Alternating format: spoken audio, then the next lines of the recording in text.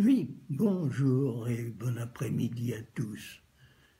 Je suis désolé de me présenter de cette façon virtuelle, mais croyez bien que le poids des ans n'est pas prend toute sa réalité.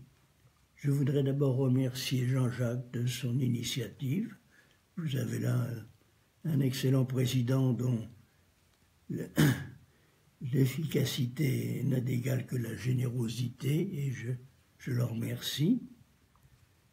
Il m'a demandé de vous dire quelques mots. Évidemment, ce n'est pas des nouveautés. À mon âge, on ne peut que se redire, mais comme me dit un de mes camarades, mieux vaut se redire que se contredire. Et puis les auditeurs changent également quand c'est pas qu'ils oublient. Mon expérience, en quelque sorte, me fait retenir aujourd'hui deux points plus particuliers. Le premier, c'est la nécessité d'être optimiste. Optimiste dans la présentation de vos travaux, dans la croyance du succès, de leur réussite.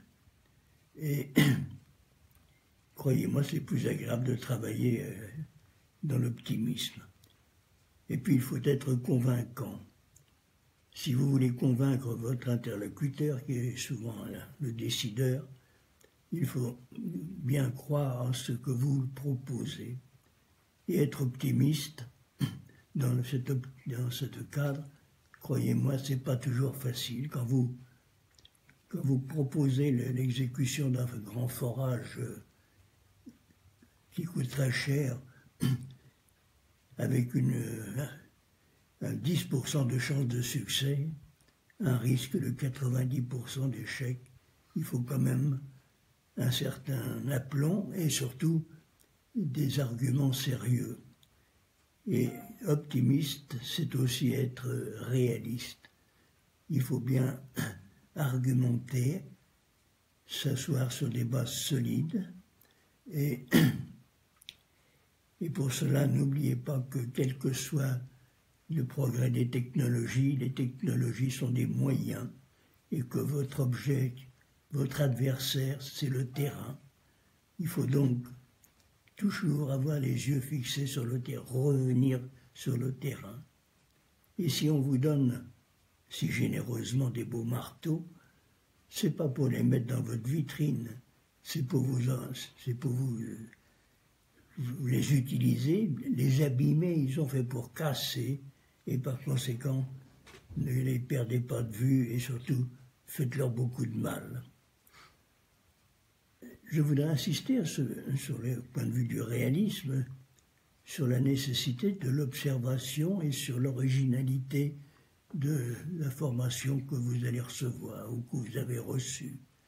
Et ça, c'est un héritage de Marcel Roubaud, qui était un visionnaire en la matière.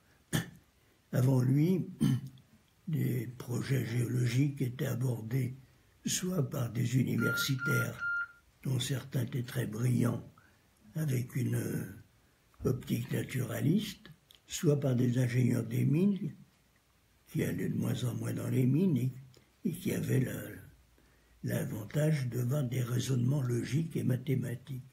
Roubaud a réussi cette synthèse de faire un ingénieur géologue qui associe l'observation et le raisonnement. Et ça, croyez-moi, c'est une originalité et une force qu'il ne faut pas oublier. Cela suppose aussi qu'il faut bien savoir présenter ses arguments, soit par oral, soit par écrit.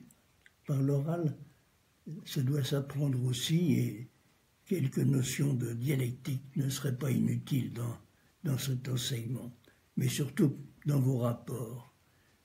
C'est vos rapports qui vont faire la différence, et il faut qu'ils soient très clairs, bien établis, et surtout qu'ils ne soient pas trop longs. Si vous allongez un peu la sauce, votre lecteur y passera directement aux conclusions, et vous en serez pour vos frais.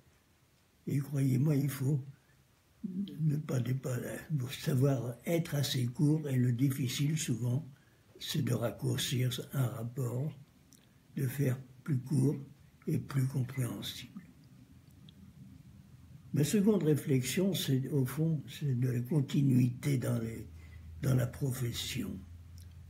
Nous sommes une grande chaîne et vous êtes les chaînons d'un ensemble qui a un passé et qui aura un futur. Dans cette chaîne, vous avez des moyens nouveaux qui vont vous permettre de résoudre des problèmes que nous n'avons pas su résoudre, mais vous profitez aussi de leur expérience, consciemment ou inconsciemment, et ne négligez pas cette base d'acquis qui vous est donnée.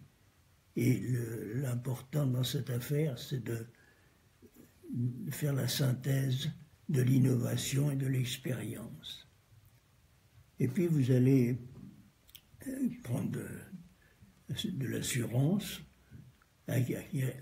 avoir des responsabilités plus élevées, accompagner des plus jeunes, et de ce côté-là, n'hésitez pas à déléguer, à apprécier, savoir dégager les candidats les plus aptes à prendre votre succession, à préparer votre héritage et ne pas attendre les données administratives pour passer progressivement la main. Il faut faire confiance à la technique, mais il faut faire confiance aux jeunes. Et de ce point de vue,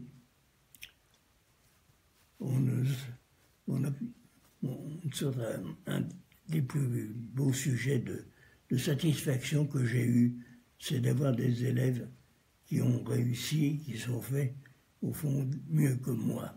Être dépassé par ces élèves, c'est une grande satisfaction. Et pour cela, il faut savoir faire confiance aux jeunes, et c'est pas nouveau, je crois que déjà le grand Corneille nous l'avait appris, quand il avait, dans un de ses vers si bien tourné, dit « Aux âmes bien nées, la valeur n'attend pas le monde des années comme vous le savez. » Et entre parenthèses, faites confiance aux poètes aussi, ils peuvent nous aider, c'est des créateurs. Voilà ce que je voulais vous dire pour terminer. Soyez optimistes, soyez conscients de votre rôle dans la chaîne que vous occupez et vive l'école de géologie.